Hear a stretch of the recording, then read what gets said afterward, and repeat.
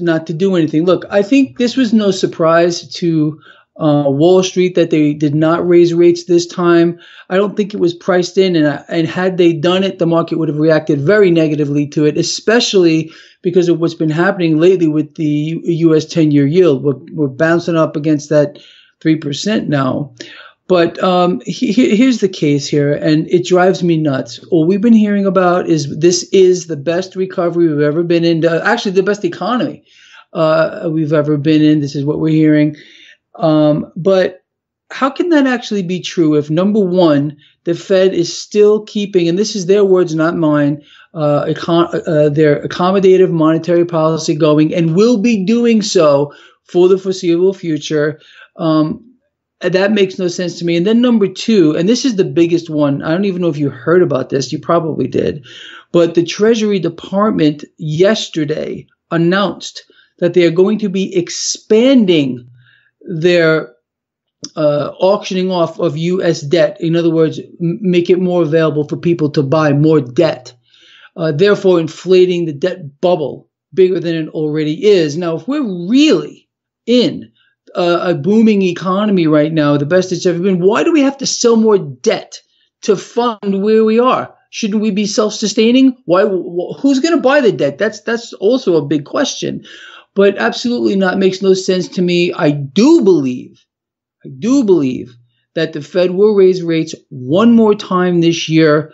I'm debating whether it's going to be as soon as September.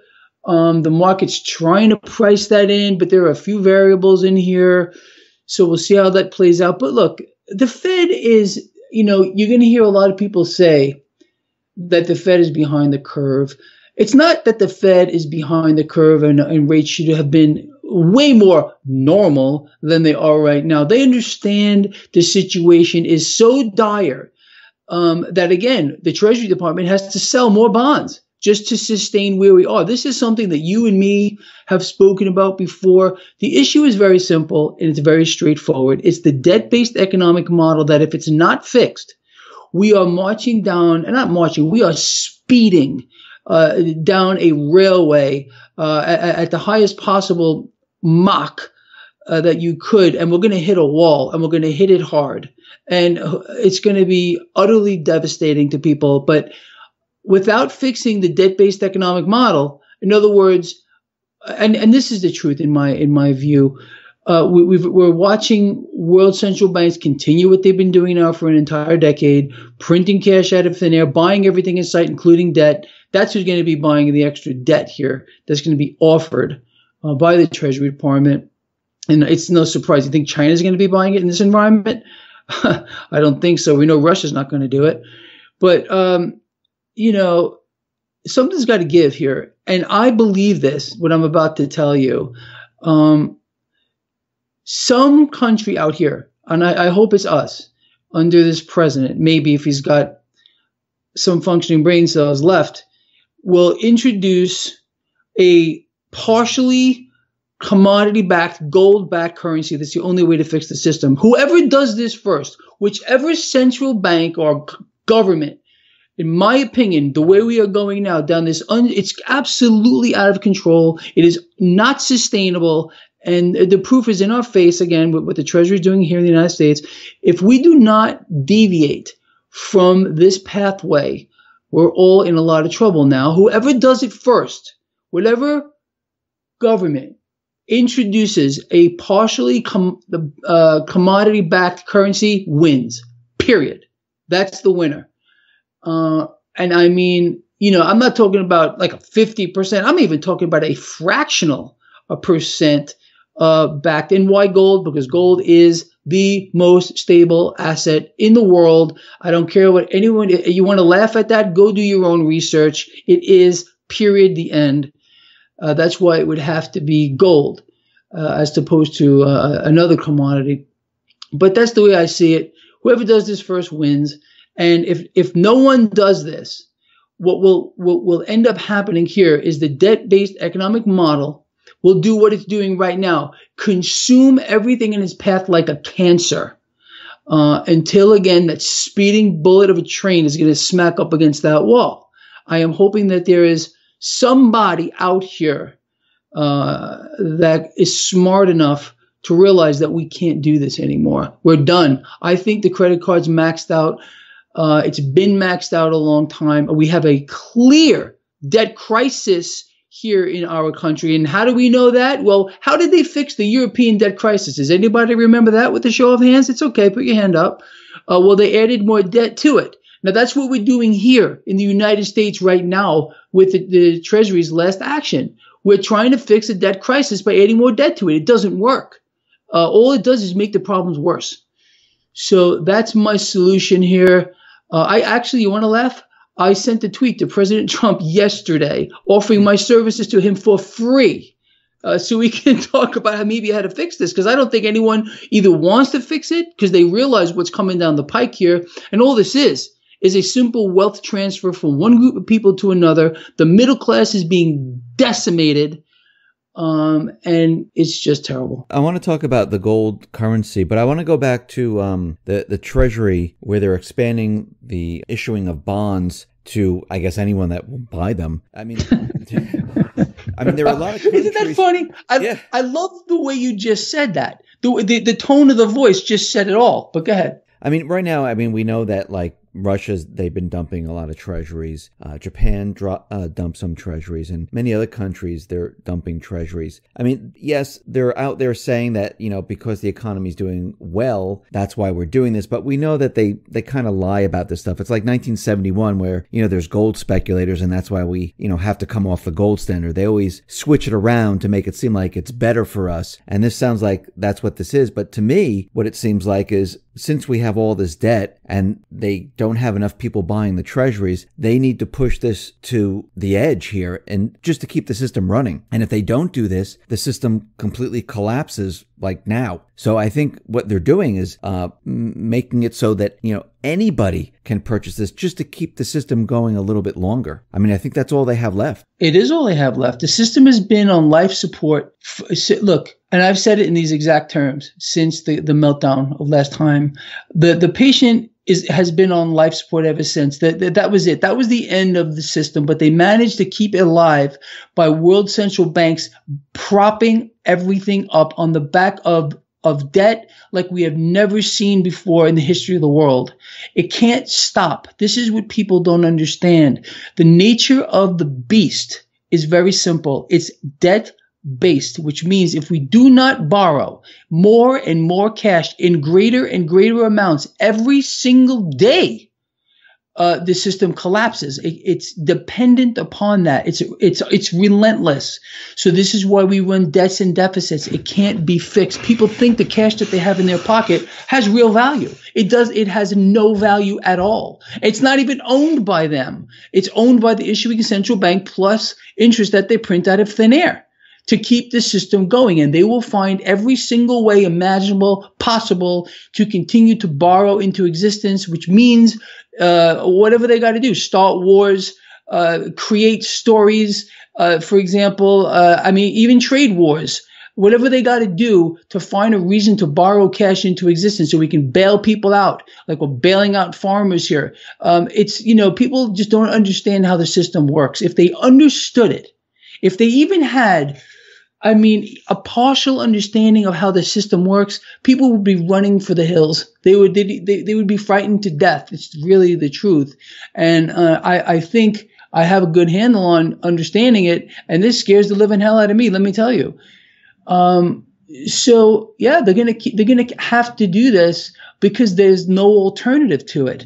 And that, I think, in my opinion here, that's an act of desperation that they now have to issue more debt here, to borrow more cash, to get people to just write off more. These are all just IOUs, and that to be paid at X future date. It's crazy, but that's what we're running off of. It's not a wealth-based system. It's completely debt-based, and that's why I was saying that the only way to fix it. And, it might be too late either for that. In fact, I'm sure it is too late, would be to go to a wealth-based system, which is a commodity-backed system. This is too much what we have here. And we've seen this before throughout history. Whenever these kind of debt-based systems have been adopted, there's X amount of years of prosperity, and then you hit that wall. There's no different. Than what we've seen in the past. However, it's never been on a global scale like we have now. This is out of control. And when I have been explaining to people that this situation here is a greater threat than a nuclear exchange, I mean that. Because when the debt bubble pops, when we can no longer do this, when the credit card actually is maxed out and we just can't borrow anymore, well, what does that mean? Everything comes to a standstill and fast. The first thing that's going to happen when we saw this already, we're going to get a credit freeze just like last time. No transactions, no businesses will not be able to function. Cash will not be able to be taken out of banks, ATMs. That's it. Period. The end. Over. That is what actually happened last time in 2008. And the only reason why the Fed was able to free it all up is through massive capital injections. Now, how do they fix it this time?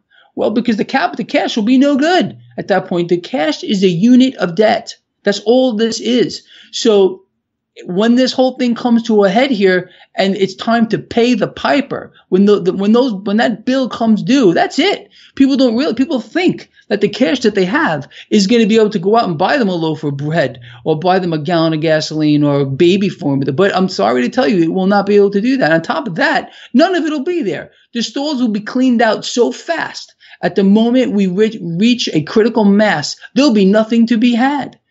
And I cannot see a way right now out of a worst case scenario because every single day, which is what I just outlined, because every single day it just gets worse. We have distortions across the spectrum of asset classes unlike has ever been seen before. It makes what happened in 2008 literally look like, eating candy in a candy store. And that's the potential for this whole thing to correct to fair value, because that's what's going to happen. Look, people who don't understand these markets don't realize that these markets run in cycles. They run in boom and bust cycles. And these boom and bust cycles are, for the most part, engineered by world central banks. What people also don't realize is more cash is made by the financial institutions, including the banks, during market crashes than during the boom cycles. It's very simple to understand concept. Once the stock market has reached its peak, well, what happens? They pull the plug. This stuff starts to sell off. The banks start betting against their customers' account. We saw this last time. I mean, a few of them got fined, Goldman Sachs being one. And then all that wealth that was built up, or the paper wealth in the market, because it's not realized, obviously, simply gets transferred to a bunch of other people. And I myself will be on that side. I will be shorting this market at that point. I will be the one, and this is why I'm trying to warn people, because I'm going to be the guy on the other side of that trade. When this market comes down, does anyone believe that I'm going to be sitting here? And it's not just me, it's all the institutional traders, it's institutions themselves, it's people who understand the markets that are going to be sitting here on the opposite side, gladly taking every dime you want to give me. That's the truth. So you have a guy here, me, who is a trader of these markets. That's all I do. And I'm explaining to people how this is going to play out and how guys like me are going to foam at the mouth when this whole thing rolls over. Because what we're going to do at that point is realize the cash that's going to be leaving these markets is going to leave the debt market. It's going to leave the stock market. It's going to go into our accounts. Then we're going to take that cash and put it into hard assets or suppress things. And we're going to capitalize on it a second time. This is what's going to happen. And you're hearing it right from the horse's mouth because I'm one of those guys that's going to do it. So please wake up, people. That you want to make me richer than I already am? Well, then thank you. And I appreciate that. However, do you really want to do that? Do you really want to make guys like me richer than we already are? Well, like I said, if you care about us all that much, well, then I appreciate it. But don't do it. Understand where this is going. And it's abysmal where this is going right now. The fact that we continue to borrow, no one wants to put a stop to this. It just gets worse and worse, and there's no stopping it. That's what it is. We're very close to that critical mass, in my opinion. And the proof is what the Treasury just announced that they're going to do. And the fact that world central banks, including ours, can't raise rates despite the fact that we have a quote unquote very strong economy. I mean, you said a lot there. I know. I know I ran off at the mouth here, and I have a tendency to do that, and I'm sorry. No, But don't be people sorry. need to understand how the potential here to unfold and how it will unfold, because it's engineered that way. It's a simple cycle that it gets taken advantage of. And again, there's so much other stuff going on that you are well aware of. The deliberate suppression of precious metals here, how the richest people in the world are hoarding this stuff. This is no secret. Governments are hoarding it. Banks banks hold it for tradition. You remember that one from Ben Bernanke? Are you kidding? It's tradition, so we hold it. They know exactly why they're holding it, and they're holding more of it. So when you got guys out here like Warren Buffett telling you shouldn't be holding gold, well, guess what? I guarantee you that guy has 4 or 5 tractor trailers full of it. So you gotta look at the source where it's coming from to understand what you need to be doing, the polar opposite of. So I want to go back to what you were saying about the gold, putting the currency on some type of gold standard. But before we get to that, the system that you're describing now, where the market goes up and goes down, I mean, isn't this economy right now? This is not the economy that our founding fathers wanted. Isn't this a central bank economy? I mean, don't we have to get out of this central bank economy? Because if we stay in this type of central bank economy where they loan money to the government with interest attached, I mean, this will never end. I mean, even if we wipe out all the debt and everything like that, and the central bank still exists, aren't we going to end up in the same exact place? Sadly, yes. And you're right again. Our founding fathers, who were a lot smarter than anybody probably who exists on this earth today, they did not want this kind of a system that we have now. They wanted, and they understood the importance of having a commodity-backed currency. Number one, I mean, that was the first perversion of this whole thing. When we allowed this to happen, when we allowed central banks to dictate the value of money, or actually create their product. That's what their product is. It's debt, period. That's how they function now. Central banks would oppose any kind of a commodity-backed currency like it was their last breath. They'll fight against it tooth and nail because, again, their power exists in their ability to continue to issue debt. If, in fact, we even partially, fractionally backed the currency with gold, they would lose some of their power, even as a fraction of it, and they don't want to lose it. We have fought wars to establish a petrodollar and a fiat monetary system. That's what this whole entire Vietnam War was about. People don't believe your damn history books. They're lying to you. The truth is we fought it to establish the petrodollar. But you're right, and you hit the nail squarely on the head. That's how they keep their power, is by being able to continually issue debt. So here's the situation, unfortunately, how this is going to unfold here, because we all understand, and we're seeing it right before our eyes, with the debt bubble inflating. It's gone in a hockey stick. Whenever you see these hockey stick things, you know you're in a bubble. And we're seeing that now with regard to the debt. So the debt bubble is going to pop. And we know this because we've seen it throughout history with other assets as well. What attempt is, they will make every attempt imaginable to keep the bubble going, but they rise above a level that can be sustained by any means. So this last desperate attempt here by the Treasury to issue more debt is just that, a desperate attempt to keep the bubble inflated. The bubble will blow. It will blow. And when the debt bubble pops again, it goes back to what I was saying before. The currency evaporates in value.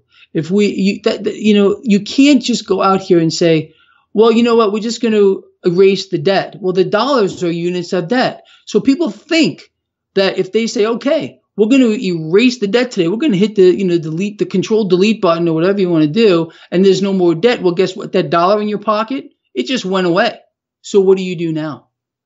So that's how they have us all. And understand that. They think that, or the euro, or the whatever fiat currency is going to hold its value in the face of some kind of a debt forgiveness. It's happening. Sorry. everyone. You just don't understand how the system works. So sadly, whatever system comes down the pike, and I am sure that they already have a backup system because we saw this already with the collapse of the Soviet Union. They're going to issue another type of a currency that will be to their benefit, not to ours. Unfortunately, we are stuck in this here. And it's not going to change in our lifetime. I don't care who's sitting in that pretty White House up there. That's just the nature of how it works. And it's very sad to say. Now, with the Fed, I mean, we know what they're doing. We know that they create these bubbles. What's very odd, and, a lot of people talk about the yield curve and, if it gets inverted, we're headed towards a recession. The Fed made an announcement that they're changing the calculation on how they calculate the yield curve. And they're also kind of hiding the Fred graph of their balance sheet. I mean, why are they hiding data from us or changing data? Why would they do that now? Well, because first of all, I think most people, except for your listeners, who I'm sure are a lot more on the ball than most people, most people who walk the streets here, this as well as I do. It's very sad. They can't walk and chew gum at the same time. They've been so dumbed down here in the United States. And I talk to people all over the world. So I can tell you candidly here that American citizens are the most dumbed down of them all. It's the truth. They don't even pay attention to these things. But why is this stuff being done? Well, it's because there's a crime in progress. This is a crime in progress we're watching unfold here, and no one's batting an eye about it. Everyone thinks everything is just fine, just like they did prior to the last bubble and the bubble before that in the stock market. I'm just going to refer to the last two bubbles, the 2008 and the dot-com bubble, because most people, well, maybe not most people here. I'm old enough. I lived through both of these bubbles. So I remember what they were like. But most people just remember the last one, I guess. I don't know how old your audience is. I'm an old guy. How old am I? I'm 53. So, I've gotten to see a few things in my lifetime already. But that's what's going on here. It's a crime scene. It's being covered up. But the sad thing about this crime scene is these people are above the law. These people are untouchable. And where's the proof of that? Well, I challenge one person in listening to this to tell me one executive, just one, who was held responsible for anything that they might have done wrong during the 2008 meltdown. Did any executive go to jail? No. A couple of little flunkies got in a little trouble here and there, but not one executive did. These people are above the law. They'll always be above the law. And there's a reason for that too. And this is another way that the banks have us all by the you-know-whats. The system only functions for one reason and one reason only. That is confidence that it will continue to function. That's it. It's built on confidence. If we shatter that confidence, the system collapses overnight.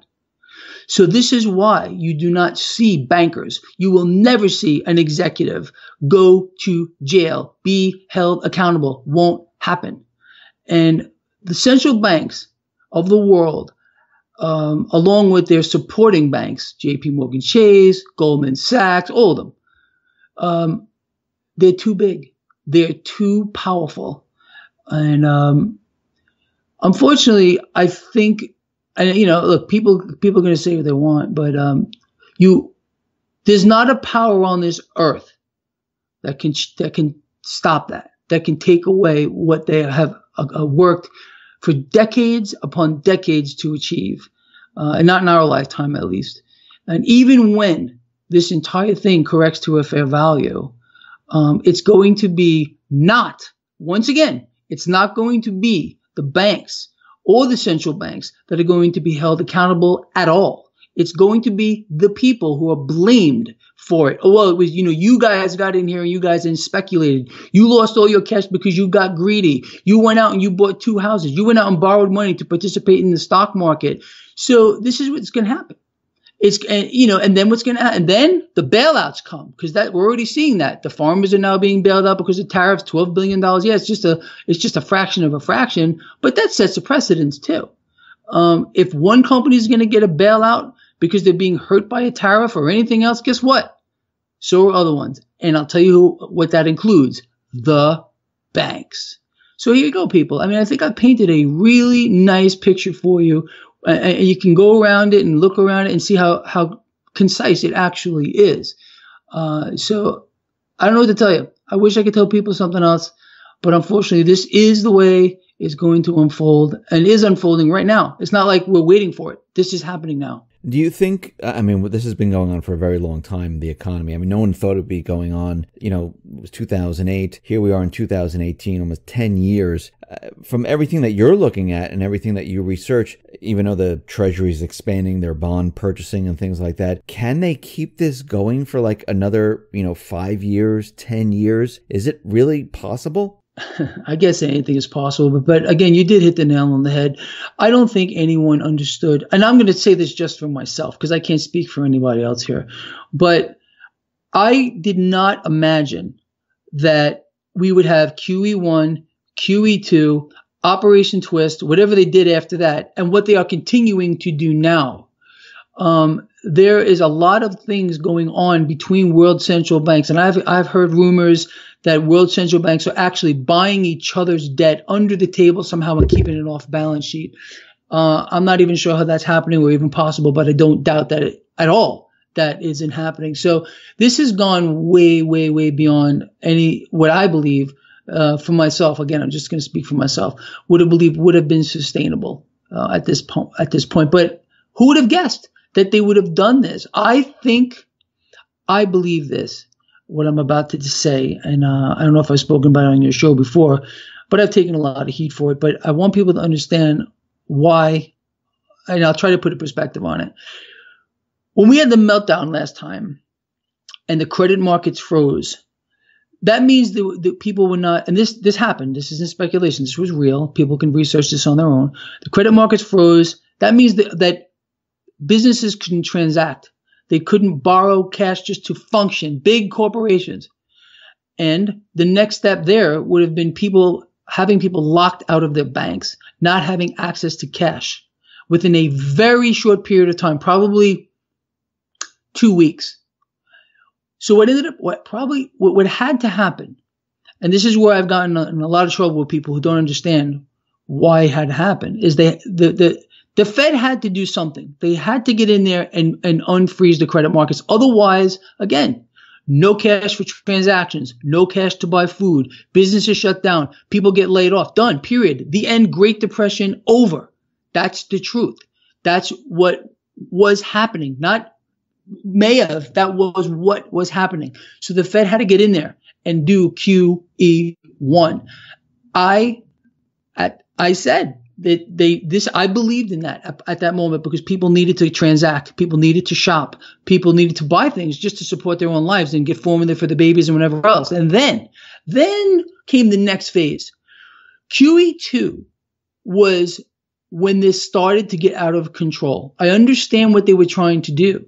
They wanted to reinflate the bubbles, but that's where they went wrong. When they unfroze the credit markets, when things started to move, the Dow Jones Industrial Average was at 6,000. It had cut. It was at 12,000. It got cut in half. So at that point, the market should have been allowed to work. They should have stopped. The Fed should, if they really wanted the market to normalize, we would have normalized. Everything would have built back up and the market would have been real. I don't know what the Dow Jones Industrial Average would be today, but I can tell you maybe it would be back to 12. Maybe. Something like that. Maybe a little less than that. I can't really tell you. But it wouldn't be anywhere where it is now. So, when they went on to that QE2, they started... again, they said, hey, well, what can we do here to reinflate bubbles? Now, why did they have to get in here and do this? Let's understand. At that particular time, they had already bailed out banks. They bought all the toxic assets. So they had all these toxic assets sitting on their books. People got kicked out of their homes. They had to make these toxic assets worth something. So they inflated a debt bubble, which pulled the housing back up, reinflated a housing bubble, and then super reinflated a stock market bubble. That's the way it played out. And unfortunately, they kept it going. They didn't stop. They just kept going and going, and they're still going. Look, this is what I want people to understand. Another basic thing. that and it's just so rigged, the whole thing. It's a cycle. The world central banks deliberately do this. They deliberately blow bubbles, and it won't stop. It's going to continue to, even after this one. Although I can't imagine how they're going to get out, because last time they just reinflated it by reinflating the debt, by pushing a debt bubble to the extremes of extremes. And will it get bigger than it is right now? Probably. I'm sure they're going to do everything they can. And I am more than certain that a huge effort is going to be put in place through the midterms to keep the stock market higher. People are distracted. If people see that the stock market is higher, they believe everything could not be better. So when you hear President Trump say, hey, you know what, our economy is as good as it's ever been, well, is that really the truth, or is it the stock market is as pretty much as high as it's ever been? Because we keep getting more and more negative economic reports. I mean, the biggest negative, in my opinion, is what we found out what the Treasury is going to do. But yesterday we found out that the demand for housing just hit a 2-year low. Now, there's going to be people out here. They're going to say, hey, you know, the issue is that there's not enough housing on the market. Well, that's just not true. There's not enough affordable housing. The average guy or the average girl on an average salary can't afford a home anymore. They can't, on their salary, they cannot afford an average home. That's the definition of a bubble. And we're starting to see, you know, that kind of play out as well. But there's so much that's going on here that's not being covered by the mainstream, because all they're talking about, look, the election's over and she lost. But meanwhile, they keep trying to divide the people by keeping them, you know, pissed off about the election, pissed off about what's happening with Donald Trump and this Fugazi thing with Russia. You know, and it's just they can't stop, and they won't stop. It's the simple strategy that has worked forever, and that is divide and conquer. Do you know people don't realize that the number of Americans now homeless living in their vehicles has exploded? As a matter of fact, Zero Hedge did a nice article on this recently. I mean, you could go on and on here. They can tell us what they want to say. They can fist feed us whatever they want to fist feed us. It's just not true. If you know where to look, it's just all fake. It's just terrible. Yeah, I agree with you. I mean, what they're telling us and the information they're putting out there, especially the statistics with like GDP and unemployment, I mean, it really, when you look at it, it really all doesn't make any sense. And we talked about how they manipulated these numbers to make them look a lot better. And, you know, it's very easy to do. I mean, anyone that's taken statistics before, you can make it look any way you want. You know, look, I mean, absolutely. And things, and that's the other thing. You'll get little truths that come out, and then they don't talk about it. I mean, let's just talk about a couple of other things here. Yesterday, I think it was yesterday, the Commerce Department reported that construction spending pretty much fell off of a cliff. You don't hear about that. The Institute for Supply Management, their index dropped in July as well, which is the lowest reading, I believe, since like April. So look, we're not in a boom. This is not a boom. We're being fist fed that we're in a boom, but we're not in a boom. If we were, things would not be going the way they are. It's just a terrible thing. But it's the same scenario that we've seen over and over again. People get strung along, they get puppetized, they get pulled along by the strings, and they allow this to happen. And then when everything turns south on them, they go, well, what happened? Well, weren't you paying attention? I mean, seriously. I mean, that's why it's so important for shows like yours to be here and trying to get people to understand this stuff, because you're not going to hear any of this. You believe that you would hear a word of what I said on like CNBC or Bloomberg? They would have gagged me and had me off that show so fast. As a matter of fact, you want to laugh? They had I can't remember his name, some big wig economist on CNBC. I'm watching it the other day during my trading day, and this guy was talking to Sarah Eisen from CNBC, and he brought up that he believed that, and this was a quote, he said, if the stock market is not in a bubble, it's very close to a bubble. And Sarah Eisen's mouth dropped open, her eyeballs like got as big as fists, and they rushed the guy off the show. They don't want to hear it. They don't want people to know these things. It's all about keeping the illusion real. Oh, there is no bubble. Oh, stocks are very fairly valued. Yes, absolutely. Keep putting your cash into the stock market. Oh, absolutely. Go out and rush and buy a house. As a matter of fact, buy a house, take out a loan on that, and buy another one too. Does this sound familiar to anyone? Because it should. This is what we saw last time too, except it's much worse this time. Greg, thank you very much for being on the X22 Report Spotlight. Once again, how can people see all your work? Go to my website, traderschoice.net. Take advantage of everything I have there for you. I have so much stuff there set up and free stuff. Just take advantage of it. Greg, once again, thank you for being on the Spotlight. I really appreciate it. Great to be here. Thanks.